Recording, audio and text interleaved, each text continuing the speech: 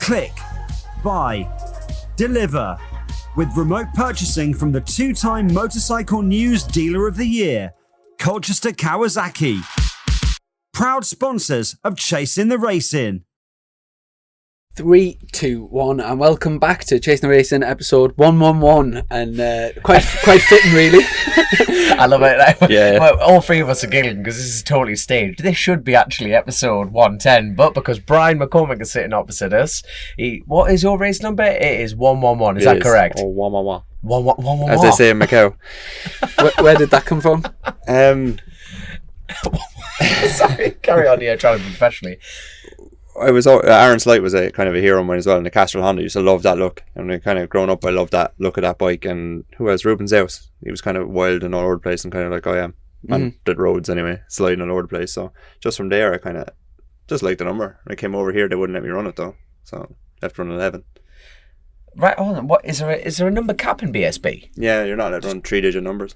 Right, is literally. Oh, right. This must be harder to see or something, even though you can't read half the fucking numbers out there. Anyway. Don't worry about your language on here. Yeah. Do you know, with your numbers, do you have any particular, like, was it a random thing or was it a family thing, or like? Oh no, mine was based on duct tape. What's that? That's right. Life. No, I wanted Easiest number one to 11. No, it was. That's it. You know, if you ever turned at the race meet and you went, oh, shit, I haven't got my race numbers. You get the duct tape out. You can buy duct tape at a race circuit. Rip it off. One.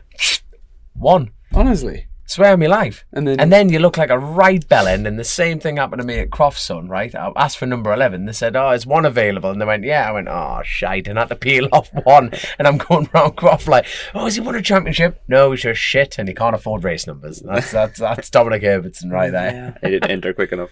That's it, exactly. Yeah. That's essentially it. That's why I picked 11. So, okay, now we're down that route. Why did you pick number 69, you dirty little fuck? I'm number 1. I'm not 69 this year, but I'm number 1. Originally, I was number. I started like number 9, which I think was just a total random one, and then I went to 26, and then 55 was like my main number for years because it was SS in my name, and I thought I could sort of incorporate into a logo. And then 55 was a really popular number in Superstocks. I ended up 69, and then. So yeah, I've been all over the place. I was 69 here actually in Superstock for a year. Yeah. I tell you what, but there'll be some of our audience will be listening who aren't really familiar with you. So do you want to give a quick sort of outline of who you are and like sort of? They don't want to know. Yeah. I'm Brian McCormack. Racing a long time actually. I started coming over here when I was really young, 12, 13 years of age, helping out my sister's boyfriend. He was Irish champion racing the British Super Cup 250s here. So I'm coming here. On tarmac, this is, aye. Yeah. What was his name? Hilton Hinks. But he was out against the likes of John McGuinness. When John McGuinness was winning the 250 championship, and Steve Sawford and Jason Davies and all these boys, I was over here back then. Getting in trouble for riding scooters around the track and getting drunk as a 15-year-old and stuff. But were you 6'8"? I was always this big, yeah. I was always too big for bikes. So I've been coming over here a long time. Started racing over here myself when my first year racing. I actually got a wild card for the Mondello meeting. It was the first time I came to Mondello to BSB. So I got a wild card for that. Of course, yeah, the BSB used to go over to Ireland there, didn't it? And race around Mondello. When did that stop? Sorry. 2007. Yeah, it was after the death of Guy Saunders, wasn't it? I don't think it was anything to do with that. It was just, it got really bad weather for 2 years in a row. Yeah. And it was just as you do in Ireland. Well, I actually had our tickets. It was way before I even started racing, but my dad booked tickets to go over, and I'd never been over to Ireland, and booked tickets for Mondello, and it got cancelled last minute for the weather. Yeah. But when you go on YouTube and stuff and you watch back the race, and it looks like a real cool little track. No, it is good, and there is talks of it maybe going back. If Aston isn't going up next year, if Aston isn't on the calendar next year, the talk maybe be brilliant. I'd like to get a slap at some of these lads over there. Some are actually fucking no. On your own turf. Yeah, so trying to learn a track and go fast at the same time. But that was the first time I kind of dipped my toe into BSB. It was my first time it was my first year in short circuit racing, and a fella decided it would be a good idea. Oh, we'll get you a wild card for BSB. Like, that was great. This was your first experience on tarmac. Yeah. It was a BSB wildcard. I had done 4 club meetings at home and then straight around Mondello by any chance? Yeah. Around Mondello. So you had this is your 5th time ever on track on tarmac. At what age? I was 18, was I? 18. I remember like the likes of Jim Moody coming up to me in a track day 2 weeks beforehand, trying to like, "Oh, you show me around." I'm going, "Fuck, Jim Moody, like 3 laps and he was gone past me." You know what I mean? All these heroes coming up asking me to learn the track, and I was like, "I'm only racing fucking 3 weeks." But that was my first experience in tarmac, first experience in BSB. Then we won an Irish Championship the year after, and then I was too keen to come over here, and I came over giving money to the real wrong teams, and they fucking off my money, and then I wasn't getting to do it, you know. So it was a bit of a disaster for me starting off over here. So it kind of went back to Ireland and started building up my career over there in short circuits, and then got the road racing bug then. There's a massive community of Irish riders that come over from to do BSB, isn't there? Like when you actually go around the paddock, it's like it is really popular. You take it over. It's not even popular. You just take it over you lot. There you go. Secretly, yeah. What's the Secretly. What's the Irish scene like for racing? No, if you stay over there. What tracks have you got? Let's go off. How many tracks have you got? Just one down the south. Mondello was the only one in Ireland. Kirkestown, Bishop's Court, and a place called Agadowie that they don't really go to anymore. And Nuts Corner. There used to be 4 tracks up the north, and one track down south. And yet, like, let's be blunt. You know, when you talk about the BSB, you know, the front runners come from that stock. So it was immediately obvious to you that to go fast, you had to come there. Yeah. Will tear you. Yeah, we had to. Yeah. Just it cost so much money to come over here though as well, and to get a team to bring you over there, it was ridiculous money, like 60, 70 grand, and who was going to get that at 19, 20 years of age to come over here? Like, is that for sort of stock 600? That at the time, see, I was so big that I only spent 2 years on a 600 and went straight onto a big bike. Right. Really? So I went straight onto a GSX 1000 and then started winning at home on that. And then I said, right, I need to go to England now. I was a bit too naive, really. I shouldn't have went so early. And then when I did kind of a couple of wild cards and had a good few kind of decent results, then I kind of got contact with a couple of teams. I won't mention names, but when I handed over the money to them, I got maybe 2 or 3 rounds, and they fucked off with my money basically. Right. So when I got all right, so I got about 30 grand together, like, and then handed over to people, and then was it not the time to name and shit? No, I'm kidding. I'm 30 grand. Where the hell did you get 30 grand from? What do you do for a living prior to that? Porn star. Please tell me you're not lying. Please tell me you're not lying. We have a truck full of porn stars. Yeah. No, it's a family business. A hardware store and a builders providers. Right. And a fuel merchant. So basically I spend most of my time with a bag of coal on my back. Right. So obviously, did the family involved in motorcycles as well, or no, were they? Hate bikes. Obviously my sister was very involved in bike racing, going out with who she was with at the time. My brother was very big into bikes, but he was the reason why I wasn't allowed to get a bike. He had a crash off a road bike, ended up in hospital for 12 months. So then they were like, "Nah, you're not getting bikes." So I had to, as I was saying earlier, I had to go to the credit union, forge my dad's signature as a guarantor, and then arrived home with a KX125, and they're like, "Who's that?" I asked my friends, just leaving it here in the shed. So that's how it kind of started. But and then every year, because he had signed for guarantor on the loan, I just topped it up every year. It ended up at a ZX10, and then a GSX 1000. It was up to about 40 grand in the credit union before they even copped it. So it's good. That's how it all started. When did all that? Okay, we're not watching over this conversation. So at what point did your dad find out? I didn't find out for years until the solicitor's letters came. So were you not paying a penny back? I did for a little while, and then realised I didn't have any money. So the prize money wasn't that great. Oh my, come on. We need details here. Were you talking like a 2 months and we thought, nah, bollocks to it. They're not going to chase us down. Like, how much money did you actually pay back of a 40 grand debt? No, we ended up paying it all back. It was either that or lose the house. Oh, jeez. So your dad didn't like bikes before you put him in the debt? No. My shop was right across, my family business was right across from the credit union. So they're like, "No, you have to get your dad to come up and sign for it." I was like, "Nah, sure, you know him, he won't leave the shop. I'll bring it down to him and bring it back." And they're like, No. So eventually they kind of let me take it away. I went down, forged the signature, came back up, 10 grand loan, there you go. So that's how it all started. That's dedication, 100% away. Yeah, still paying for it. And he actually... Jesus. Speaking of that was 2003. That was a long time ago. Doesn't matter. It's still 40 grand, isn't it? So, no, the racing scene back home, like what... Like, is it an equivalent of, like, say, a Thundersport, or like, do you have like a sort of? Is there just the one track that the Irish Superbike Championship goes to? No, it used to go. The Irish Championship used to be really good. It used to take in North and South, but at the moment, unfortunately, it's split. There's 2 separate championships, right. And a few do go up and down too. Unfortunately, the Mondello Masters is Dunlop tyres only, And a lot of the lads don't like that. They like Pirellis and they want to do their own thing. They're cheaper as well or whatever. So unfortunately that's caused a bit of a kind of a split between them. A few travel up and down, but at the moment, because there has been no racing, it's the full grids this weekend now at home. The racing is really good again. Are they racing right now, are they? Yeah. All right. Do you know who's doing the business? Any keeping an eye on it? Luke Johnson has won the first race, which is good. Like, he's been plugging away the last few years. Derek Shields, who you know quite well. Yes, Derek finished second, I think, and Richie Ryan, who's been winning around there the last few years, he was third. But the lap times are really good. Like, they're Can I just say a little shout out to Luke? I haven't seen him since 2008. He still looks the same. The glasses. All of his bikes were immaculate, like an orange and blue. Yeah. He's a painter. He does all the vinyl wrapping and everything for everybody. Unlimited Industries is called, but he used to sponsor me for the last few years. He used to wrap my bikes all the time for me. So last time I seen Luke was it was my first ever year on tarmac, so I would have been like 11 or 12 or something like that.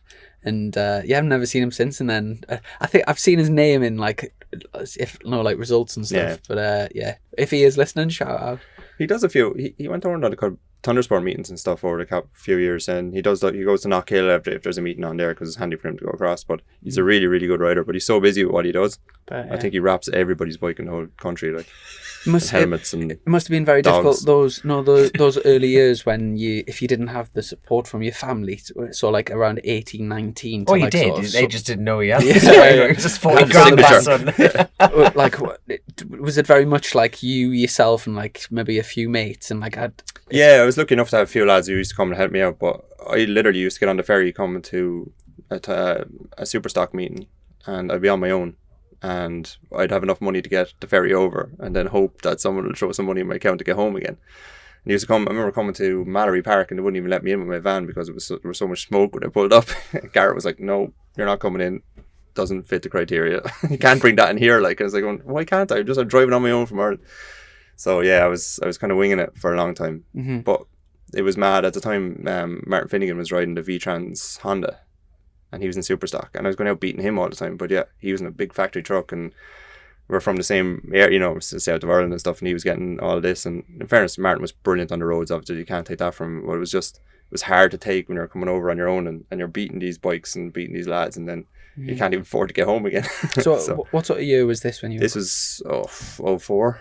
Right. When I started coming over. But it was tough. Like, it was tough, but it was enjoyable. It was good crack, yourself, and a few lads. If I do get a few lads coming with you, it's good laugh. Mm-hmm. We're just staying in the back of a van having a crack, but we never really had the money. Like, mm-hmm. Pirelli were always chasing us then for about 2 or 3 weeks looking to get paid. Like, they gave me a credit card number that didn't exist. And from doing the short circuits, when was the sort of crossover with the genuine like real road racing? Did you plan on going to roads? No, never. It was only I always wanted to do the TT. I just had a kind of an interest in it. I always followed it and stuff. And is that because you're from Ireland? I'm like, with people more like, I hear a lot of Irish lads, short circuit lads, and a lot of them do say to us that if I said I was going to the TT or the Northwest or the Ulster, they would get more support. Was that a similar case for you?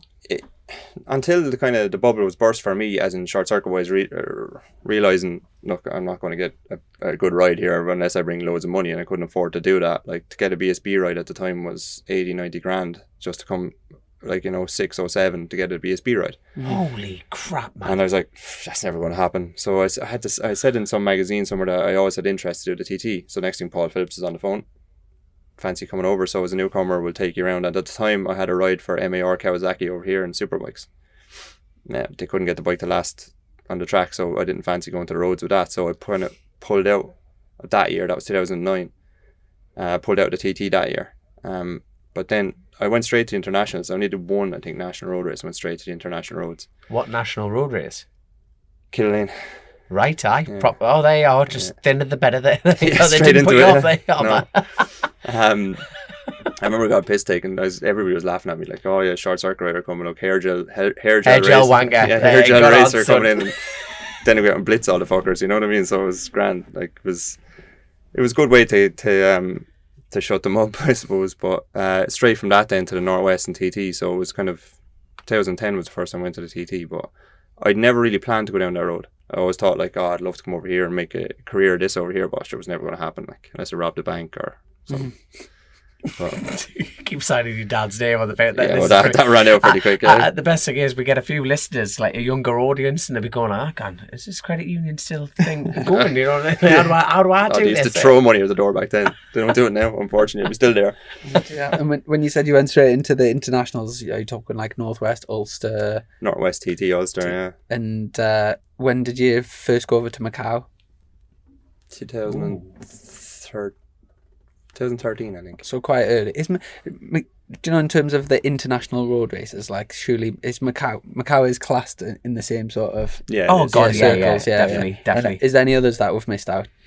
Did you ever go over and do the what's that European one called? Schimmel and Froberg and all them. No, but you see, that's part of the International Road Racing Championship. It's separate now. What we class as like, the international scene. It's really the four meetings, isn't it? You've got the Northwest, the TT, the Ulster Grand Prix, which is I tell you what, you being a local lad from the native, now we're talking about the Ulster. What do you know? Anything? No, nothing. Not allowed to say. What do you mean you're not allowed to say? You're allowed to. You know something. Go on, Brian. I'd say it's going to go ahead. Yeah, it is. I'd say it will go ahead next year. There's really good talks about it, and I've had a couple of phone calls about lads who are involved in the clubs and stuff that are working on it behind the scenes, and they're working very hard to get it back. Like, brilliant. Sure, it has to come. Like, it's the best road race in the world. Like, you know what I mean? It's the best like mass start road race in the world. Like, it's just. That is. Do you know how? Look at this smile on my face. That is awesome news. Is that your favourite race of the year? Yeah, that and the TT. Yeah, the TT is just a different animal, though. You know what I mean? You're on your own. You're doing your own thing until Dom arrives in front of you. The friendship grew from there. Yeah. The best slipstream we ever got. But the Ulster it's just such a natural track. It's brilliant. If you took away the trees and put gravel traps there, it'd be brilliant. You know, sure, it used to be Grand Prix track and cars, Formula 1 racing, or whatever it was back in the day. So it's actually like the mad thing is, arguably, is it not the safest road race out there? Now I'm using that very loosely. You know what I mean? It is because it's so fast as well. They do spread out and it's not as bunched up. Like the Northwest sometimes can get quite the slipstream and keeps people too close together as well and too bunched up. But even the way they build the roads and stuff, it's mad because, like, you know, the Northwest, if you come off, you're physically hitting a curb, yeah. Then a footpath, then a fence, and then off the coastline you go. Now, when you go around the Ulster, they chamfer off all the curbs and everything. Now, don't get me wrong, there's trenches, but they've taken all the hedge line out. There's marshland, but you are actually galloping that much speed. If you drive round it, it really is the safest track there. The only thing that's going to really damage it's the sheer speed of the place. Yeah. But as far as like circuit prep, it is the safest track out there. It is. They've done the best they can. Like, they can only make it so safe, but a lot of ditches on the outside of the apex of the corners are gone. You know what I mean? Yeah. Where a guy crashed the time, if that ditch was there, he would have been in bad shape. You know, at Ireland's Bend, was it? And what I just going up over, and then it's like, because like last year, like it was like there's a cracking bit of footage, but it was Dean Harrison that went, and Keith Armour won loads of them. Like one bike bounced out in the middle of the track, but then Guy Martin the following year, didn't he? And it was just like boom, boom, boom, boom, boom, off he went. Mm-hmm. But it was like that is such great, mate. I can't even get my words out. That is great news that you know something. I know you can't go into detail, but you know that people are putting effort in to get it going. Yeah, no, they are definitely putting effort in. I've been talking to a couple of people who are involved in the club. There's a lot of stuff to be sorted out, as far as I know, but they're really working hard, and I think the government are going to help out as well, as far as I know. Just who I'm talking to are involved with people behind the scenes, so I'd love to see it back. It has to come back. Like, God, aye. What's been your biggest successes on the roads to date? National roads I've had like likes of Skerries and Killane and places like Wallerstown. I've had a couple of podiums and a couple of wins, so they were good. But becoming the fastest ever paddy around the Isle of Man was a nice record. I took that unfortunately from Alan Bonner, who Finnegan had it for a long time. Martin Finnegan had it for a long time. So then it was Bonner and then me. Yeah, so I've had it now for a few years, obviously, since I haven't been back there. Is there not an award every year that's the fastest Irishman gets is it the Finnegan Award or something? Michael Dunlop calls himself an Irishman just to get that one. There's something in that, isn't there? Yeah. No, there is. There's the fastest Irishman thing as well. Yeah. So Michael, in fairness, has won that, I think, every year for the last 30 years. It would be, aye. Nah, Jesus. he's in fairness, sir. Like, who's going to take it off him at the moment? There's no one really. Yeah. But He's actually here. We haven't even mentioned we're recording this at Oulton Park on like the Saturday night. But Michael's here with the DC Racing. DC Racing, yeah, and he's going well as well, and he's flying, yeah. down in the 38, I think, yesterday, and then Superstock, a decent times that. Yeah. I tell you what, it is the deep end that mind, because I tell you what's good about this format is normally if you don't qualify in like stock 1,000, there's about 55 entrants. Am I wrong or right there? Yeah, something like There's that. more, isn't it? Yeah. I think possibly even more. Now, normally, if you don't qualify, how many people can go on the grid? I think there's 40 here. Is it? 40, I think, yeah. Jesus, right there you go. So you can have 40 on the grid. Now, the rest, previously in the past, you don't qualify, tough shit. You've paid your entry money. Yeah. You're off down the road. But I've been wrong many a times, as you know, Brian. But No way. no way, I know, shock horror.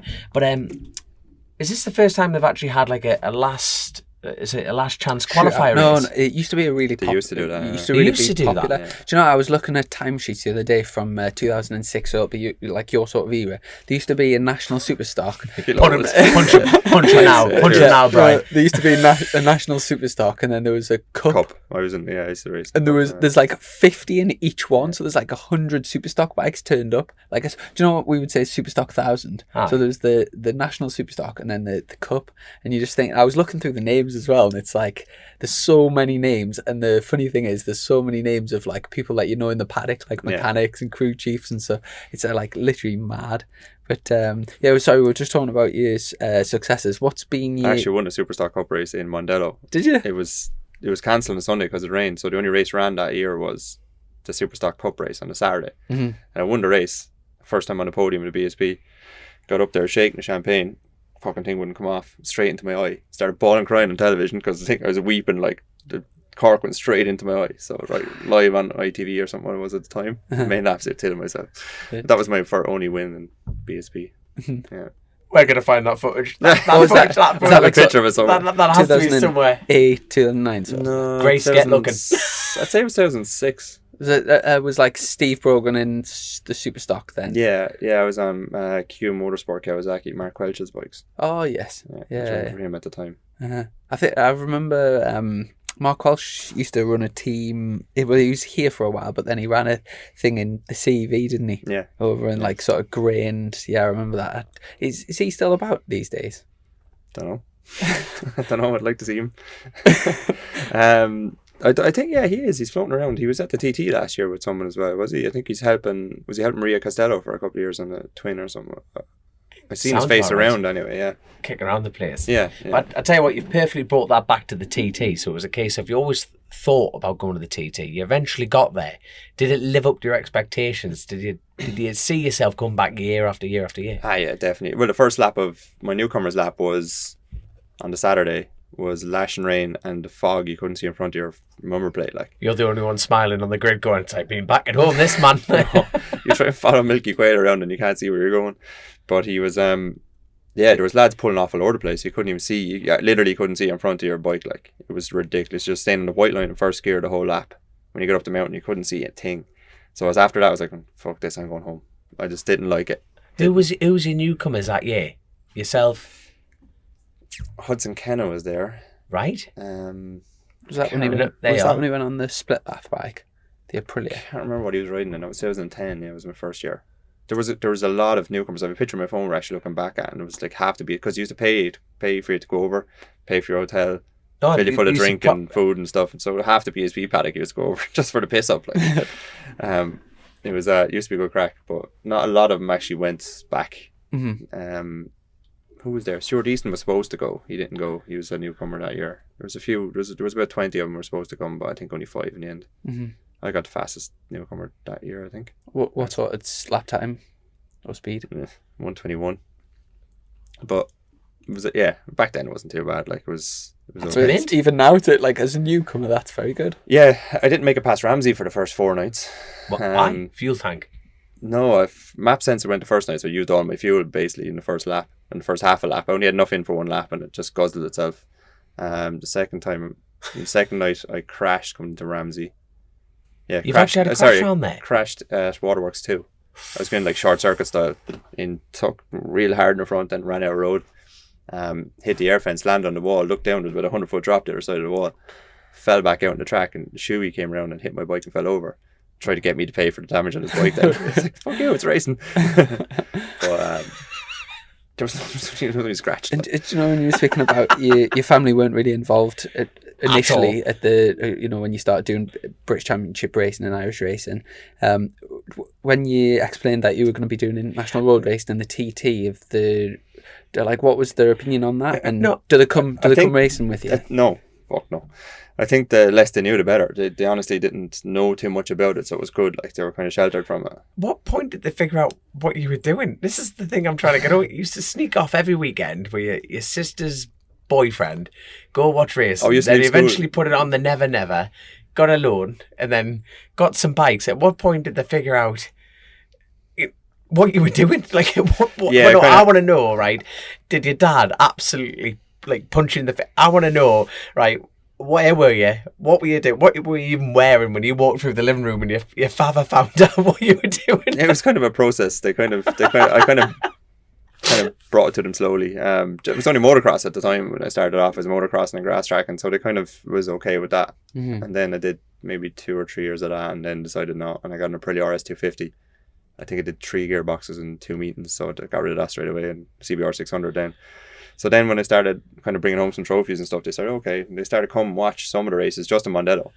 Right. So that you broke them in gently into it. So they're not totally... They had been to watch my Hilton at the time. It was going out with my sister. They had been to see him a couple of times racing in Mondello, but my dad would kind of just turn his back on it. He scared the shit out. My mum would hide in the truck with a set of headphones on, sunglasses, and a bottle of Bacardi. Good girl. she couldn't watch it all. Like, so. Mm-hmm. Yeah, they've seen a few races, but they didn't take to it. No. Have they never been over to the Isle of Man? No, I wouldn't. Really? I wouldn't like them to come over there. No. Really? No, you're lucky. You're obviously your family are big into it. Like, but. Oh no, but my dad doesn't come watch me race, but he races bike. Yeah. No. I'm very, very lucky. Very, very lucky that that they're involved. Not Jesus, that is mental. How it's and where we are. No support. You had no support with it. No. Bar fortune. In fairness too, no. The further we got on and we started getting some results and started coming home with a few trophies and stuff, and then my dad, in fairness to him, he mightn't have liked it, but he helped financially. You know what I mean? As much as he could. Yeah. He didn't have much, but he did as much as he could. Like, and I was working for the family business. I obviously wasn't there a lot, so he still gave me a wage at the end of the week. So good. That's good to hear. Yeah. No, he did. They did support me when it kind of got to it, but they wouldn't come. They wouldn't. I wouldn't like them there, to be honest with you. Would you not? In what way? I just know they'd be nervous. I know they'd be just shitting themselves. It's something in the back of your mind going on. Definitely not the roads anyway. No. Yeah. No, I've seen too much crap around the roads. No, I wouldn't like them there. Yeah. It's hard enough having my girlfriend there, to be honest. For her sake, not me. Did you meet your girlfriend through the race? No, was that just something totally from home? Totally different. I just stalked her at home. Really? And is she not? That's a criminal offence, you know that, Brian. So she not in Ireland. It's okay. So she wasn't into racing, but you sort. Yeah, she thought I was an absolute wanker because I was like, how's her feelings now towards you? We were chatting. Still the same. We were chatting away on Facebook or whatever way. I stalked her for a while. Slid into the DMs. I was like, yeah, I'm going racing the weekend. Like, it's just pure natural for us to say that. Like, but to someone who's not into it, they're like, oh, this cocky cunt thinks he's a superstar or something, you know. And I was just chatting away about bikes all the time. She thought, what a wanker. And eventually, after about a year of talking, like, she decided to give me a shot and realised I was just stupid. You know what I mean? I wasn't actually a superstar. And so, she doesn't. Unfortunately, she can't come over here because of the whole COVID thing at the moment. Because of work, she'd have to quarantine for a week afterwards. So she can't do that, unfortunately. But she comes to the TT every year. Right? Just speaking of the COVID thing, what back home is it very similar regulations to in the UK? It's a bit more strict still. You can dine inside here and good pubs are open or whatever. You know what I mean? We don't have that at home. It's all outside dining only. Oh, so it's more restrictive back home. Obviously the weather isn't playing the part there either. We have 4 or 5 good days and then they're closed again for a while. So it's due to open up again in a few weeks, I think. Right. Obviously it depends. This new variant or whatever it is now. Yeah. Is going to play havoc on that, I'm sure. And everything is suffering. Like, the roads are going to suffer. Like, hopefully Armoy and that goes ahead. It'd be great for the sport. Like, I was about to say, can you get to Armoy or does it clash? It clashes with trucks. Bollocks. Have you been to Armoy? Yeah. Yeah. Right, when did you... I've never seen your name on the timesheet at Armoy. 2012 was the last time I was there, yeah.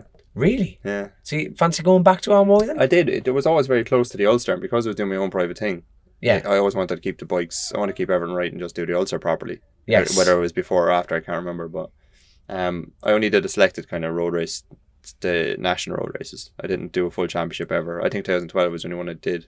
I think when I was with Chris Dowd, did every road race. But other than that, I only kind of pick and choose a few.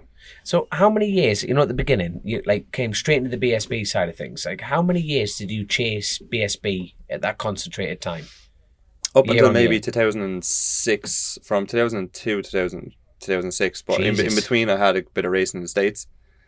Shut up, man. First year racing, I was lucky enough. Hilton actually was Irish champion at the time. He got invited over by Team Celtic to Daytona. So I said, fuck it, I'll go as well.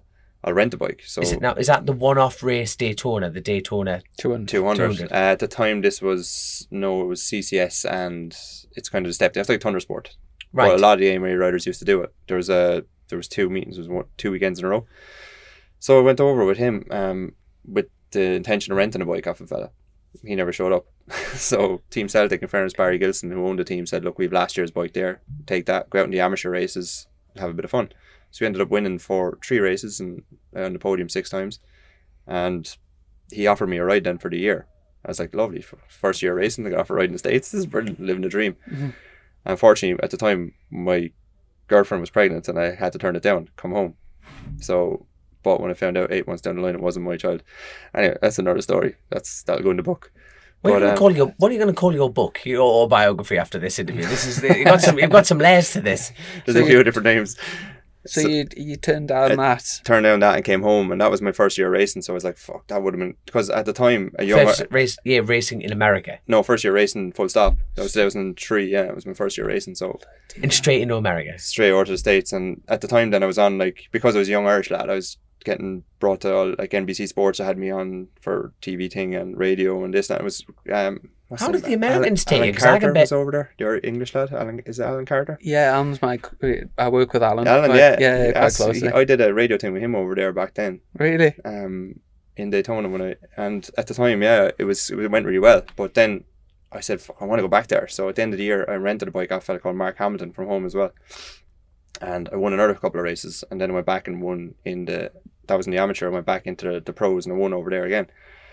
So I'd done Daytona, I think 6 times now. Wow. What's been your best result at Daytona? In AMA I think it was 10th in Superstock and Superbike, but that was when Matt Mladen and Spees and Hodgson was there actually, and there was a really good grid back then. It was mad, like madness order. But 1000cc bike around Daytona is just crazy. It's absolutely crazy. Now the girlfriend situation, if that didn't happen, would you still be there now? Oh, I don't know. Sure, things no. At that time in your life, I would have went definitely. Yeah, and it could have led to possibly. That's what I mean. What's over in America? Obviously, it's such a massive place. Did you sort of have a base and then travel around, or were you just like a sort of? Well, at the time I was only doing Daytona, but Barry, who owned the team, was based in New Jersey, and that's where the team was based. So he offered me a house there and everything, kind of a pool house off his place, and all this. And if I came back, and unfortunately he has a bar over there as well, a couple of pubs. So he said you can work there during the week or whatever. It was a good setup back then. But unfortunately it didn't work out. But I went back kind of chasing that all the time as well, and the results were there. But then it started to get more expensive, and the draw of the young Irish lad coming over is getting older as well, and it wasn't as appealing, I suppose. But the money it takes to race over there, because it's so sparse, you know what I mean, to travel from Daytona then to maybe go to LA or something, up to Laguna Seca, you know what I mean, it's just crazy. So the miles you have to put in. But so how much would be a ride that, do you keep an eye on it kind of thing? It's kind of the same as here, to be honest. When you're talking superbike rides and stuff, in AMA is ridiculous money. Really? Yeah. Well, it was when I was looking at it last. I haven't really talked to anyone over there recently, but go on then, give us a figure. It was the same kind of 80-90 grand, kind of. Is that for AMA, like the superbike, to do a season? Or use super stock even, yeah. But the money is really good over there, to win back. In terms of prize money? The contingency money, if you're, especially Kawasaki have huge contingency money in the States. Yeah. And that's a lot of stock riders. It's just like a Kawasaki Cup over there. Right. Yeah, I seen that. It's like, is it something like $7,500 a win or something? Yeah, Shut yeah. up, And man. even if you have like arrow exhaust, or if you have whatever you have on your bikes, everything is put down, and you get contingency for most of them products. Like if they offer it, Mm-hmm. I found out then that you have to have a social security number to claim all this. So it wasn't loads of surprise when he went, "Oh, you can't have it." I was like, "Oh fuck, right." And Chaz was over there. Chaz Davies was racing there at the time, and he said, "Yeah, you have to go through so much paperwork to get a racing visa, I think, to be able to claim it." Like. Were you saying just earlier there's a bit of prize money over back home as well for the... Yeah, I don't know what it is this year, but it used to be quite good. Yeah, and there's good prize money there. Yeah, so it's worth doing Worth it. doing Yeah. There could be a home winning money instead of being over here chasing the back. But I feel faster here though than it would be to win over there, if you know what I mean. It's just so competitive here. Like. Yeah. Just, like I was about to say, but obviously you're in a situation. It's like in a good situation with the FHO team, but we'll get to that later on. So let's talk before FHO. What were you doing? You know, it was a case of, was it your own bike, running your own thing? Was it? Yeah, I had do you remember in 2016 I was on the Hondas. We were kind of around the same kind of pace at the time as well. But the bike was getting old. Everyone was getting really old and tired, and I was like, oh, the lads didn't actually want me to go to TD with that bike because we were after throwing so much spare parts at it for the last 3 years trying to keep it going. Were you doing British Championship back? No, I was just doing stuff at home. Yeah, sorry, I was about to say I've totally skipped the section there because we were talking about your BSB timetable. So that was 2003 to 2000. Then, yeah, say 2006, I think. Six. And then I said, right, I need to go home, and I messaged that guy, Tom Fitzsimons, VTL, Tag Racing, and he he said, look, he supplied me with a Fireblade and a few tires here and there and helped me out, So then we actually, I think I won 29 races at home that year and won a lot of stuff. And there was, at the time, And this is around Mondello. No, this is the full Irish Championship. This is North-South. So there was some really good riders, like even the likes of the roads, like Brian Parker and Archibald and all them boys would have been out there as well. So it was quite good. Like, and I think I lost the Irish Championship by 1 point that year. I went back in 2008 and won it then. But then I kind of got sucked back into wanting to come back over here again. And then I got fucked over then by someone who I gave money to, and then they disappeared after a while. So who sets these people up for you? What do you just I don't know. I think they look for me. Maybe I was a bit stupid and naive at the time. But from there, then I was kind of stuck in limbo. Then I didn't have anything for at home. I didn't have anything over here, and I was like, right, what do I do? And then I said, yeah, I'll go do a road race for the crack. Mm-hmm. And I just said I wouldn't mind doing Kill Lane, and someone piped up and says, I'll supply you a ZX10 and an R6. And I said, right, okay, I went, and that was got the kind of bug for that then. Do you know when you're saying about handing money over to a team and then they just disappear? And I don't understand how that can happen, but like in the paddock, because it's such a small place. You'd think that, you know what I mean? Like if you look at the entry list back then and process elimination, you know what I'm talking about. They're not here anymore. I tell you what though, Brian, if I lent a tenner off you, I think I'd pay you back straight away. I know, I'm surprised you're not just going in there. How tall are you? 6'2". 6'2", and you're not exactly a whippet. You're a big, strong, shoulders heavy lad. A slap off you would hurt, son. I'm surprised you didn't go chase the money back. We did. Unfortunately, the person, I think, left the country. He was gone to Russia or somewhere. So never to return. So look, it was just lesson learned. Unfortunately, there was another kick in the balls. Like, and that was in 2009. So I said 2010. Then I decided to just buy my own bike and just go back short circuit racing and do a few national roads and obviously the TT then, and then that kind of snowballed from there. Then 2011 wasn't good at TT. I was injured, dislocated my elbow 2 weeks before I went, cut the cast off and said, it'd be grand. Sure, it was that nothing, you know. Still did good. We still improved our lap times, but I couldn't finish a race. I couldn't do it. And you know, from starting off at 121 on your newcomer lap, are you around about the 130-ish at the moment? We're there 120. What am I? 8. Is it? Are you 128? that race you did in 29.6, you were pretty close on the road, weren't you? Because I remember I think you switched in a pit stop and then you were back and forth. What were you about? I have 8th and 9th about that though. Go on. Here we go. Go on, get it out there. You on a bright yellow bike, weren't you? It was Husqvarna. It was a Husqvarna, like Husqvarna. On what is it? On One Race? Is that your? That was it. On One Racing. Yeah. Explain that name. Is that your name? You know, when you say you're on a lap, you're on one. Like that was it. That was the whole. That was the whole concept of the team. I like it. We had to think of something like so. On one. No, before I went out in the race, the BMW switchgear. Yeah. And the 4 yellow, blue, or whatever they are. Mm-hmm. You know, the one for changing to rain or road mode or whatever. The button broke and was stuck in rain mode. So every lap down Sulby, it was 179 mile an hour. That's all the bike would do. 170, I think it was 178, 179. That was it. Every lap, and that's all I could do. My lap times were the same every single lap.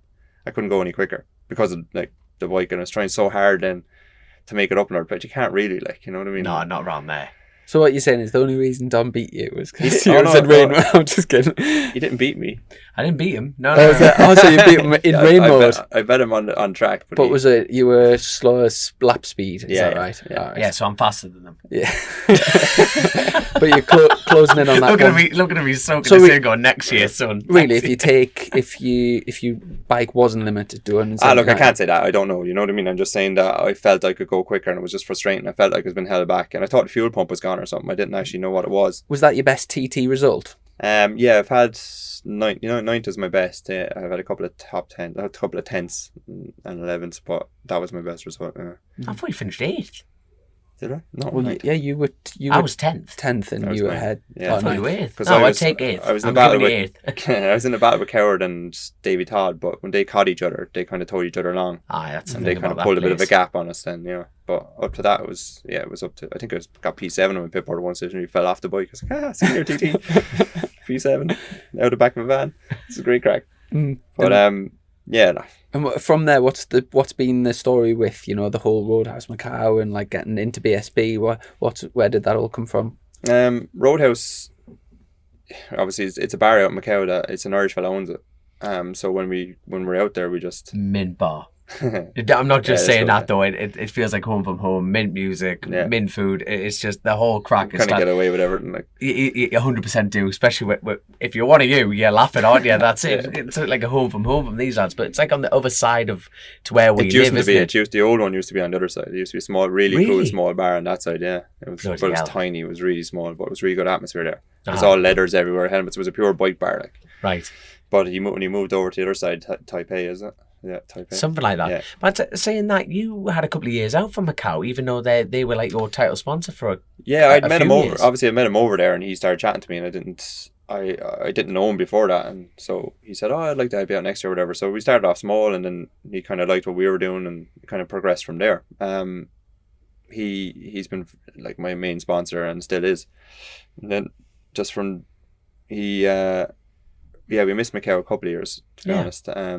Just with work, I couldn't. My family business, and during the winter was our busiest time, so I couldn't really take off 2 weeks to go over there. So when I did go back, then it was last year was my first year back. last year back. You Yeah. like a duck of water, son. You were like straight back at home on it. Yeah, so when I came back there, then I said, right, we'll kind of put in a big effort this year, just for the TT and the roads and stuff. And when it didn't happen, then the 6 rounds championship last year in the BSB, everybody was kind of sitting at home doing nothing. I said, I have to do something, So it just broke the bank. I said, right, we'll go do the 6. We can afford to do 6 rounds. We can maybe stretch to that. And I want to do super stock. And Stuart Higgs said, we'll give you a bit of help if you do a super bike. You get a garage, you get this, you get that. And to be honest, the garage, and it's not a superstar thing. It's just so handy coming from home because I have to get a ferry over, set up everything, take down everything, try and get a ferry home, back to work. So the garage meant a big thing to me, So all it was change the ECU and Loom and stuff. And I still rode my stocker. So from there, I just kind of got chatting with Faye, and Because that was like when you were racing last year in the BSB category. It was FHO Racing. Was that the first step into it? What happened was my bike was going to Pete Hickman's to get built with the guys I bought ECU and Loom off him. That's how we kind of got chatting. Then I seen Faye was sponsoring him, and we chatted before. I know we're from Macau and whatever. So I seen her, and she said, "Where are you?" I said, "I'm in Pete's. Actually, I saw your name on his bike." And she said, "Oh, I'd like to help you." So we kind of she done a bit of a sponsorship thing for me last year, and helped me do the 6 rounds. And then from there, we kind of just got even more friendly. And she says, I'd like to help you on the roads. We'll do something together. Maybe and then when obviously she took over the Smiths thing, and started up her own team, she wanted 2 riders at the roads. So that was the goal for this year. And when that didn't happen, then she says, look, I wanted to do super stock, but they said, we'll just put you on one of the super bikes from last year, and then just kind of build you up for the roads for next year. It can only make you faster. So we're very lucky to be here. Yeah, it's kind of a dream come true to be full time BSB. No, but that's going to be intimidating in its own right, though. It's like the fact that you wanted to be in stock. In your own mind, you're thinking, let's push front at the stock. Yeah. But stepping straight into superbike, being honest to yourself, what were your expectations? Because first of all, what you did was outstanding. That is the full deep end of last year of motorsport. It really is. Last year when I was over here last year in the Stocker with all the nice stuff taken off it, basically. I was watching you out there on the super stock bikes and seeing what you could do lap times, and I was always floating around the 10th, 11th, 12th position on times, and without the traction controller ECU, I know my tyres were better, but that's what I was kind of gauging myself off of. Yes. But I couldn't do what you were doing, and it was really frustrating me. It was really hard going last year, and I didn't know a lot of the tracks either. I hadn't been here since 2008. Yeah. And at that, I ended up in the trees at Shell Hairpin. Yeah. So I came around and saw a P8 in my pit board at BSB, and I got really excited. I said, I can go faster. No, I can't. It's very quickly ran out of talent. But so I still learned the tracks last year. So it was very hard to learn the tracks and try and go fast straight away as well. Yeah. And I was probably about 2 stone heavier last year as well. So it didn't. So I'd say you're looking trim, like. You're looking trim, lad. Like the opportunities in front of me now for next year as well, hopefully, is you can't pass it up. You can't fuck around with it. Like I have to put in the effort, you know what I mean? So I'm second oldest on the grid now.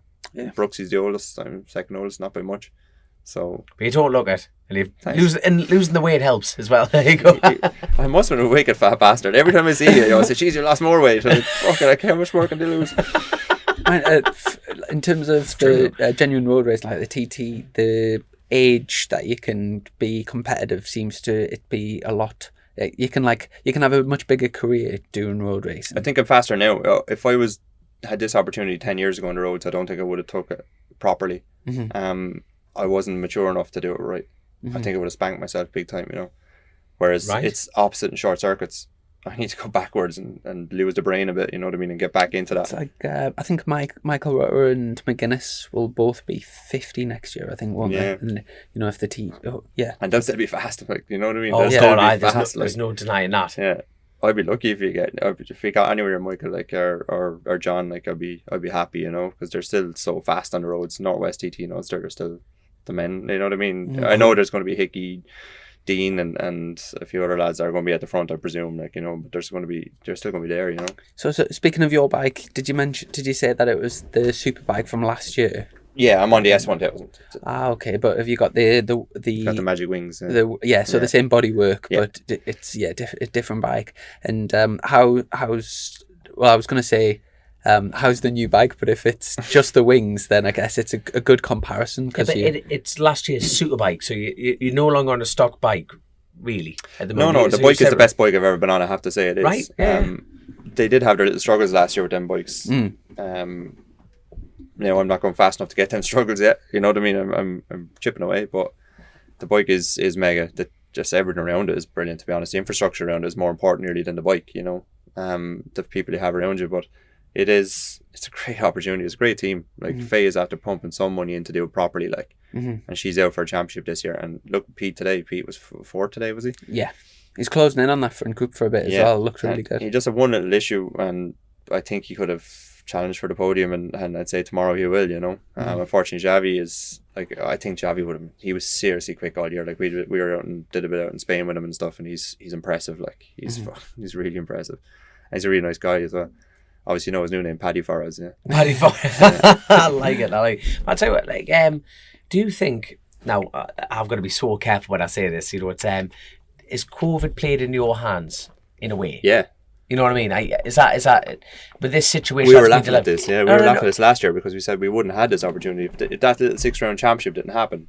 Yeah. I wouldn't have came over here and done that. I wouldn't have kind of got more friendly with Faye and the whole situation, and this wouldn't have happened. Yeah. So it did work out for me. But a lot of lads just sat at home not doing that and didn't take the chance to do it. And so we said, myself and John Dunn, who looks after me, we said, look, we chance it. It's going to break the bank, but fuck it, we'll have the crack anyway. You know what I mean?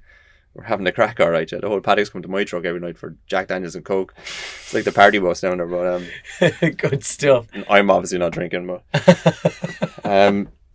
so it's improving me big time, hugely. Yeah, this is the interesting. You have to see where Dean is and where Pete is, and it's coming from here. You know what I mean? But the minute Dean went to BSB, he shot up. You know what I mean? And it's, you're at a higher level than me at it, but the commitment here, and you dial that back 10% when you go to the roads, and you're so dialed in with your bike. You've gone so much track time, so much bike time that it has to help. Like. Is that how you sort of see it in terms of like you're willing to take a few more risks here, but then you kind of find the limits and just dial up like. Yeah. Do you roll it back 10%? No. When people say that, but I think it's interesting how you just said. You know what I mean? You just openly, accidentally just said you wind it back 10%. But do you do that? I think what I mean by that is I'm not. When you're at the limit here is literally crashing every corner to be fast. Yeah. You know what I mean? And when you do, obviously you're going to dial that back a little bit. You're not going to be going into every corner of TT scratching. You know what I mean? Or hanging it out that much like. Mm-hmm. Maybe you do. I can do it anyway. But if I'm in that position where I'm that confident that I could, it's really weird though. I actually feel like I take more chances on the roads than I do on the tracks, and that's where I'm at the moment. I'm struggling with that. I'm more nervous on the grid here than I would be at a TT. Really, I could not agree. Like, I'm not obviously a BSB, it's really under the. I think TT you're off. You think you're off on your own, and you're doing your own thing. The throttle goes both ways, and you're on your own until you meet Dom. And then the throttle is full on. Just get by him. And then here you're just so under the microscope. Everything is like, you can't get away with anything. And I'm not used to telemetry or anything either. Now I come in, all my bullshit stories are gone out the window. So it's just like that's a lap time, figure it out. 100% throttle. You're at 26% throttle through here, and then you're sawing at it for the whole straight. Like it's like, no, I can't get away with that in here. So that'll only make you better as well as like understanding. Yeah. Mm-hmm. Like if I'm lucky enough, and hopefully I will be, to be with that team next year, to go with that infrastructure and them bikes, them people, and then to have the fastest man as your teammate. You know what I mean? It's a dream opportunity.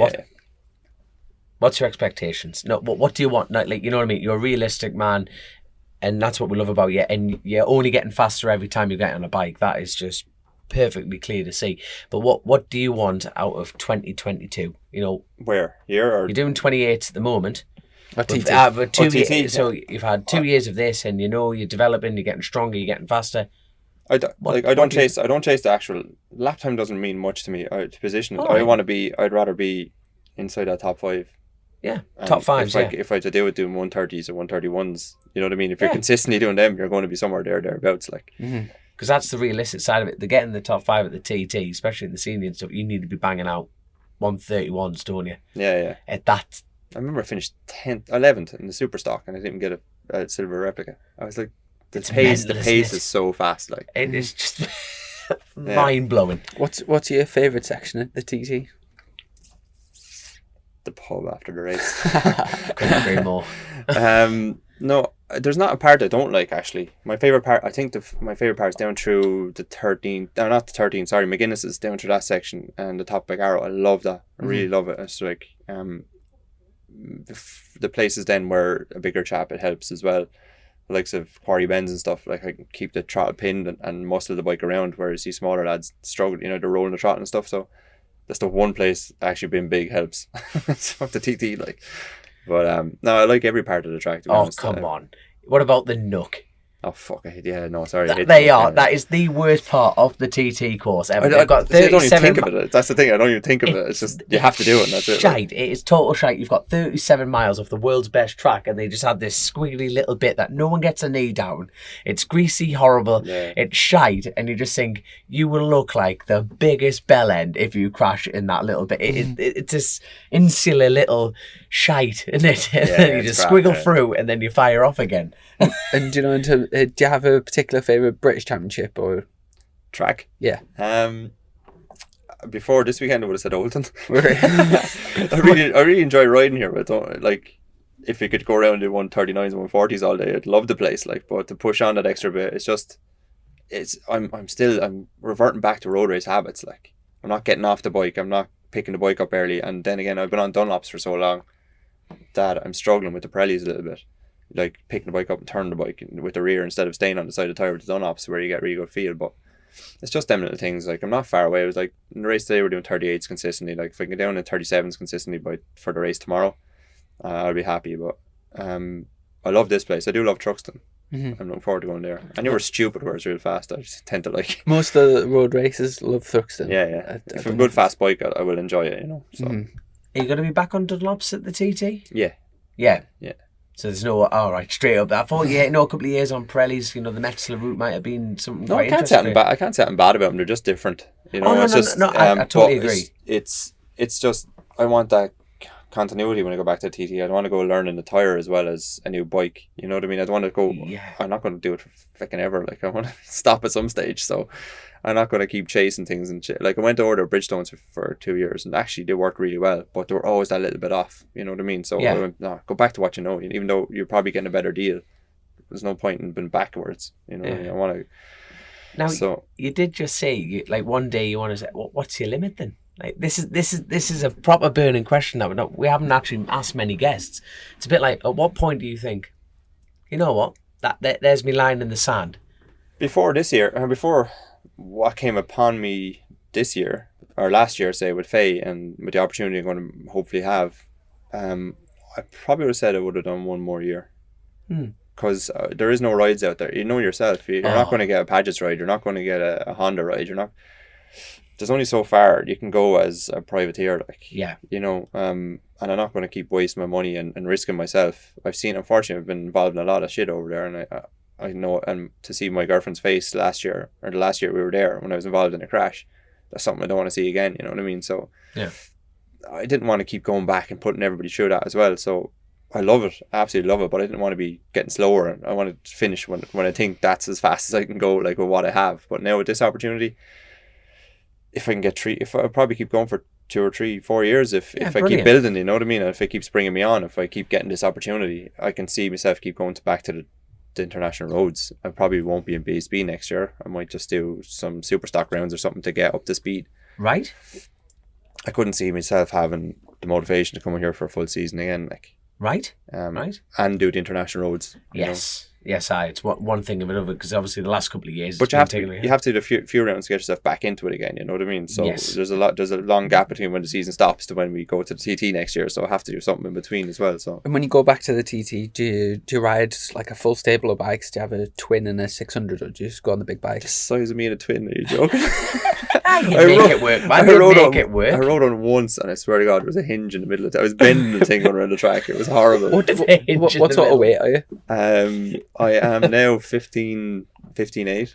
Yeah. I was 17 at one stage at TT. Really? I saw a picture of myself on the grid at 17, and I was like, honest to God, it was terrible. Corey used to be 24, didn't he? So. Yeah. Did you get a band in or something? That's what Corey did, didn't he? You got a gastric band. I just stopped being fucking lazy. I wish I trained like this when I was your age. Go on then. Like, so the training regime, how much effort is it taking to get down to that? That's a lot of weight, mate. Yeah, no, I'm training every day, twice a day nearly. Jesus. I'm on a mountain bike every day nearly. I have a trainer then he's a taekwondo world champion, ex-taekwondo world champion. I don't do taekwondo now, but I do a lot of stuff with him. Like, he's brilliant, in fairness, and he pushes me. Like, he's into bikes as well, so which helps. Mint. You know what I mean? So he fucking kicks my ass around the place. Like, that, and I do a lot of sea swimming now as well, and getting into a lot of swimming and stuff. And I'm lucky enough to live beside the sea as well. So do you wear a wetsuit, or do you just go in trunks? Very not straight in. No, I've pussied it out up to now, but from now on, I'd say because it's hard to stay in very long without a wetsuit. Like, yeah. Especially for swimming, anyway. Yeah, what sort of, how long can you stay in? Half an hour, I suppose. One of the swims we do is when I go back, we're kind of going to edge myself into it. It's about a 1.5 kilometre swim. That's how he's saving all this money. He's swimming to the events now, Chrissy. Yeah. He doesn't actually pay for the ferries. That's it. Leaves the bikes with Faye and just goes, I'll set off tomorrow, pet. Straight up. Yeah, with a kayak, I'll paddle over. No, we get out in the kayak quite a bit actually as well. I was doing a lot of that as well, so I'm just trying to keep doing. It's the first time I've ever been a full-time bike racer, which I've never been in 37 years. It's a bit, do you know, like for years you'll have been looking at full-time bike races and been sort of wanting to get there. Is it sort of what you've expected? Yeah, well, I'd love to have more money. Obviously, I'm not making huge money at it. I'm just doing enough I live in a fucking mobile home, like, you know what I mean. It's not glamorous, man. I drive a '94 Pajero Jeep. Man, she's cool though. Oh, she's cool. 32-inch off-road wheels, and she's raised up and stuff. It's cool, yo. But that's what I own. Have you got a fifth wheel? Like, do you live in a fifth wheel or a camp? No, it's an actual an old mobile home I bought for £800. Oh, brilliant. No, it's not brilliant. Is that so you can move around? No, it's parked up. I do own a house. I rented it out though because I couldn't afford to pay the mortgage. I said, right, I'm either going to go behind the mortgage or just let someone else rent it out, because it's so hard to rent property around my place at the moment. So I said, right, rent it out. Someone else pay my mortgage for a few years. Then when I stop racing, then I'll go back into it. But I've actually built a 3-bedroom log cabin now that I'm moving into in the woods, kind of at the back of my parents' place. It's fucking magic. So mortgage free. So that'll but it's good because I'm working away at that as well as training. So it's kind of working out at the moment. Mint. And do you know, you mentioned about racing in America and stuff before. Have you got anything else that you'd like to sort of tick off before you hang your leathers up? Is there anything like around the world? And Definitely love to do Le Mans. Le Mans. I'd love to do some endurance racing. I could ride around here all day doing 39s. You know what I mean? And I think I make a good endurance rider. I'm like TT. I get off 6 laps as a senior. I'm still fresh as a daisy. Usually, I don't expend too much energy on the bike. I'm a lazy fucker. Like, so I'd love to do some endurance racing. I'd love to do Suzuka. I've been talking to a friend of mine he's an Irish lad racing in Australia. He's done Suzuka last year. He did the 6 hour, I think, on the 600cc bike, but he's riding the big bike this year. And he was saying that there might be a ride there for me. So Mint. In the future, I'd love to do that. Yeah. But endurance racing. Yeah, I'd love to get into it. Just to, it seems like a more. This is hectic here, like, you know what I mean, and it's grand for young lads, like, but I'd like to kind of do a bit of endurance racing. Yeah, I'd love to do that and do the roads. And just imagine it, no, a bit of deja vu, and like you get everything sorted, and then your missus says, "Oh, I'm pregnant." No, I'm not falling for this one again. That old chestnut. It's a different girl. Like, I'm afraid that's your problem. See you later. Yeah. Find another daddy. I'm off to the Le Mans. Yeah, but that's yeah. It's one thing I always said I wouldn't do. Actually, I wouldn't do the roads if I had kids. Really? That's I'm getting old now, and that's kind of one thing. How old are you? And what am I? Have a guess. No, I don't want. No, it's just like I said it about 10 minutes ago. You obviously aren't listening to me. Yeah, I'm soaking it up. Yeah, but I've just remembered the number now. There you go. 37. Sorry, no, like, Jesus, you're not old. It's just like you make it sound like you're 50 odd for God's sake. Do you know that thing of, is that just a rule that you've implanted into your head? Like, if I have kids, I won't do the TT, or is that like, is there a specific reason?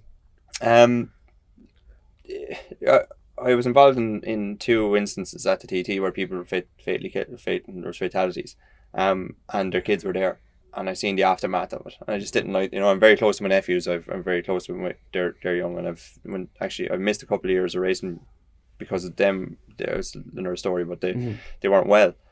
So they come before everything. You know what I mean? And I don't think I'd do that to them. If I had kids myself, I don't think I'd be able to do that. Yeah. You know. Now, different story. Like, I always said that until I got this opportunity. And when you're full time at it, and I can understand why people do it, because if you're earning good money at a top 10 TT rider, and you're getting a wage from it every year, you're getting good start money, and all the international roads, not just TT, I can see why they still go, because they've built up their career and worked so hard to get where they are. It's very hard to stop when they start making money. Then, after spending like everything they had for so long. Now they're starting to make some money back out of it. I can see why it's hard for them to stop. But I'd have to cross that bridge when I come to it. At the moment, I'll just stay away from her. Yeah. Just keep thinking of Dom. Just puts me off. I think of myself to put myself off, so don't you worry that out. This is what this episode's going to be called, Thinking of Dom. Thinking of Dom as contraception. Oh, there we go then. There's a conversation killer, Chrissy. Well done, son. But I'll tell you what, though, it sounds like you're not giving up anytime soon, which is brilliant. You keep saying you're old, but you're not old, and you're not giving up anytime soon. No, I feel better now than I did 10 years ago, which is good. Like, you know, I feel physically better, but the hunger and the commitment for this level is another thing again. You know what I mean? That if I was 37, I was doing this for the last 10 years, like Brooks, or you know what I mean. If I was at that level for that long, then that's okay. It's hard to go back to that though. I'm finding it very hard to switch that back from being on the roads where, you know, in the national roads where you're not dragging the front brake into an apex, you're not like on the edge of the tire ever, you know what I mean? I have a lot of bad habits that I can't get out of here. And I keep reverting back to them. You know, when you're not going out there thinking, you don't want to go out there thinking about what you're doing all the time. You want to just naturally do it. Yeah. And at the moment I'm reverting back to old habits all the time, and it's killing me. Now Lewis, who's involved with us now, he's kind of crew chief for my teammate on the super stock bike, but he's kind of helped me out now a bit as well. It's actually working really well at the moment, so hopefully we can progress a little bit with that. But I'm finding that really hard to get that commitment, like you know, that kind of crash every corner kind of commitment, like. Yeah. And the Pirellis don't seem to work unless you really get them squashing, like, you know, and really get them pushed to front, like. So just to get back into that I'm finding that hard. How are you finding the new SX tires as well? Yeah, good. I didn't use them much in testing, to be honest. So when I did use one in Silverstone. We did quite well in Silverstone in the test. I think most of the teams are using those as race tyres now as well, aren't they? Came in after full race distance. And one Lewis was saying in Le Mans 24, they used one of them for a full stint. Wow. It was perfect. Mm. So it seems to be working really well at high temperatures, but it Yeah. wasn't like in well, it was FP2, but it got split into two sessions last night. I think it was maybe once the track temperature dropped. I think yeah, it was. There's no grip. It wasn't the problem with that as well. I stayed on the same tire, and when I came in and went back out, and another heat cycle, it was really bad. Yeah, but no, it seems to be working quite well everywhere. I only used it once. I said in Silverstone. I think I used it in Donington once, and it does make a difference. Yeah, I'm really finding that good. I was struggling with the 0 for a while now. Just a quick one just came into my head. The last episode we did, or there'll be 2 now, we did with Andy Hayes, who runs Scarborough. Has that ever been on your radar to go over to Oliver's Mount? I've been asked to go there a couple of times. It always seemed to be, because I did short circuits at home as well, it always seemed to it didn't really suit me. It's not somewhere I had ever a big urge to go to for some reason. I don't know why. I heard the crack is really good there. I might go for the party, alright, but I don't know about the racing. I don't know, like somewhere I would like to go. Maybe I've maybe done a deal today to ride a Super Twin next year for the roads. So See, I mentioned that earlier and you were laughing, but the hinge, now you've been losing your weight. yeah. No, it's just something that popped up today that I'd be very grateful if it does come off. I might go do something like that on the Twin just to get somewhere else to go, and get a bit of miles on it. Yeah. Because I don't know what way the roads are going to happen at home next year. It's all up in the air at the moment. So there's only a few that are really committing to do it, especially down south. They're finding it very hard to get the money to do it. So yeah, I wouldn't never say no to it. Nobody really knows what's I think. A few months ago, I think everyone was really positive about the future in terms of like the way things were going with COVID. Yeah. And then just recently, everything was supposed to be opening like almost a month ago, and everything was set, and like with the European Championships and all of that, and big crowds getting back. But I really do feel really sorry for BSB, because I feel like it must be difficult, say, for Stuart, who's planned everything out. He's delayed the whole season to fit in with like the government schedule, and then it just really feels like BSB has been massively hard done by. Yeah, when this round's been limited to 4,000, and next week at 2 weeks' time at Knockhill's 1,000. Yet the week after, the British Grand Prix got 140,000. Yeah. Goodwood Festival Speed's open, that's well over 100,000. Same sort of week, Wembley's got 60,000. All crammed into one. And you think, and we've been given 1,000 in an outdoor area, and it's shite, mate. That's what we're it such is. but for the series, and when you think of all the sponsorship and all the hard work and effort that goes into it, it's all we could whinge about it all night, but it really I'm trying to think of the word, it's the unfairness of it. We could have started the championship 2 months ago or a month ago and run at this if that was going to be the case. But we were told and Stuart, in fairness, was told this. So we said, right, we'll hold back and we'll do it properly. We'll do it and he made the right call. He did make the right call. In fairness, he did. And it's really unfair the way he's been treated. And he said to us to fight it. The riders have to step up as well and start putting it out there on social media that how much of a disgrace it is. And we should start doing a bit more about it, maybe. Yeah. I mean, I think it was last week or the week before, there was a concert at Donington with like 10,000. The Download Festival. Yeah, and you're thinking, come on, like, are you? It's almost stay away from each other. They weren't doing anything at a racetrack as well. Do you know what I mean? Everywhere, yeah, it's almost like it's like someone is like taking the mick, really, isn't it? But it's the same thing. It's always been the same. Bike racing, it's dangerous. You know what I mean? It has a bad reputation as well. It's got a taboo kind of situation to it. Yeah. And if you think as well, what better time to open up than it's summer. If you look at the cases from like sort of last year, summer was like a massive low. But you never really know what to believe, and you see like the numbers going up and stuff. But it just seems like there's so many conspiracy theories to what's going on. You know what I mean? Over here, we've had. From 65 and overs, there's 86% of them have been vaccinated. In terms of like adult, like most or a lot of adult, and you just think like that. So Why did we do it? if not now, yeah, like when do it open? Yeah, I'm fully vaccinated now. I'm with 2 jabs, and I still have to get tested coming over and back all the time from Ireland. So it costs me 140 quid each way or whatever it is to get tested every time we come over and back. So what was the point in getting the jab? If you can't actually move, it doesn't. You know what I mean? It doesn't make any difference to me. But yeah, look, hopefully it'll all. Literally everything fingers crossed for things to. We've been talking about this so long now, but for things to start to return, Look, we're I lucky. think it's been 2 years since we started talking about this. To be fair, because we're lucky that we actually got to do something. Even last year, they put on a championship for it. We got 6 rounds of a championship. We were very lucky to be able to get that. They couldn't do that again. No one could sustain that without spectators. That's who brings the money into the championship. You know what I mean? Sponsors aren't going to pay if they're not going to see any spectators looking at the product. You know what I mean? So he's done a very good job, Stuart and his team. So hopefully he gets a bit of help out of it. Like, we'll see. Yeah, We'll definitely see. Also, just quick. Obviously, it's Saturday evening before the first, on the first round, and Dom's racing. You've had your first race in British Supersport today. How? Is that your first race? You're a little virgin. No. I've done stock 1000 before, qualified for that, and then I've done another round. But every time you come here, it's definitely fuck the armbands off and go swimming in the deep end. It's phenomenal. But no, you like you're right. You do almost fall back into them patterns, and you just. No, it was nice to hear that from you, because you just think it's identifying a problem, if you know what I mean. Just kind of you have to change your mindset and adjust that. So I'm not going to sleep a wink tonight. Cheers for that, Brian. I'll be like, going right, if I do this, do that. But no, it is a fantastic meeting. It's I would love to be able to do it. I can't afford to do it, because at the end of the day, the control tires and the control fuel thing, it annihilates. It's hard. It does annihilate us, but it makes the championship what it is.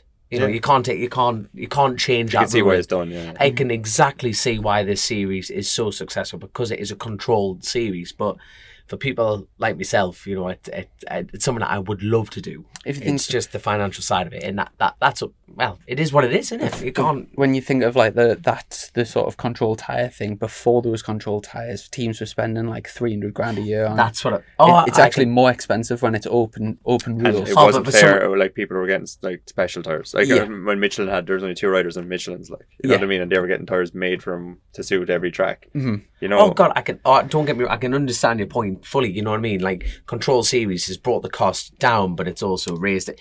It doesn't. Which side of the fence you're on, he's done a cracking job.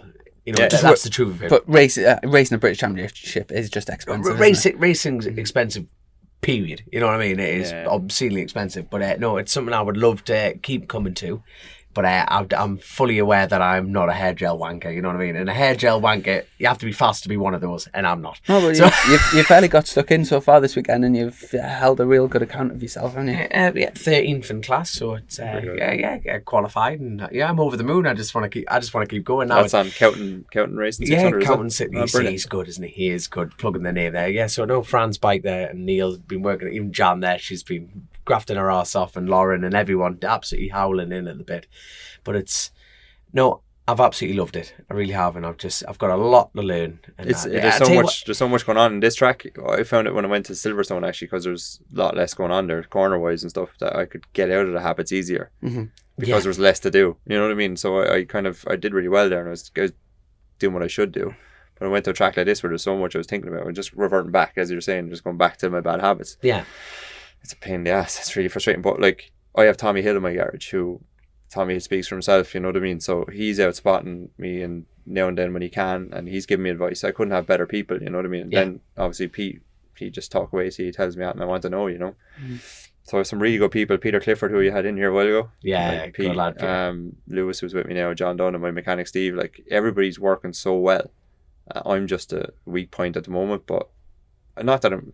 It's not an excuse. I'm not making excuses. Just I know I should. I know I could be better. It's just trying to tell my brain, my hand to do the same thing. You know And it'll come, So, and it is coming. You're getting faster though. You know, you're not going backwards, son. no. Every session we've gone forward, which is Exactly. a big thing. And if I can keep doing that all year, and we're going to have some good tracks. Like at Donington last year when the last rain and free practice, I came around and saw P5 on my pit board. I said, oh yeah, This is more like it. So this is good.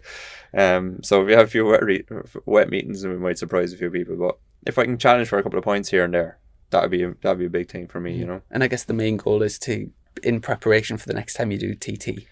Yeah, well, not just Northwest TT and Ulster. It's going to be a full, and Macau. It's going to be a full whack at the roads. That's just get it done. I think we can. As I said, be inside the top 5 in all of them. I'd be very happy. We've been inside the top 5 at the Ulster. Top 8s, kind of 10s at the Northwest. I haven't been there since 2012. Mm-hmm. I think 2012 was last time at the Northwest. So that'll be back like a newcomer there again. But TT definitely top 5. Mint. That's the game. Sure, if we can do a bit better, even better. Mm-hmm. Get it done, lad. Get it done. Before we wrap things up, have you got any? Do you sell any merchandise, or have you got like your social media plugs, websites, that sort of thing? I just Instagram at BMac Racing. That's kind of it. I don't have any merchandise at the moment. I had a kind of something sorted, but with no roads going on for me, Aye. like no one really knows me over here, like so. They do now. Yeah, that's They good just to hear. don't trust you with a checkbook. That's Yeah, don't give me your credit union book.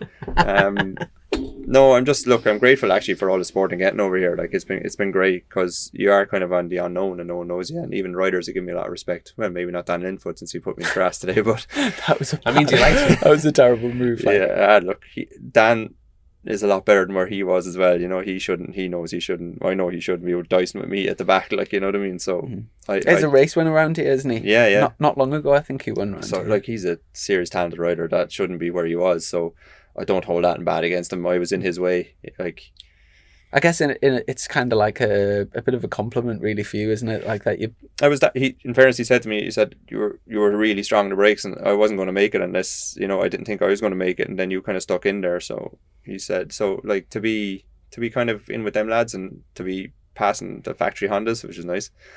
If you can do that again tomorrow, it would be good. And be up there. Yeah, like there was a threesome in front of me that I think I could have ran with, and that was 16, 17, 18. So if I can get near them tomorrow, that'll be good.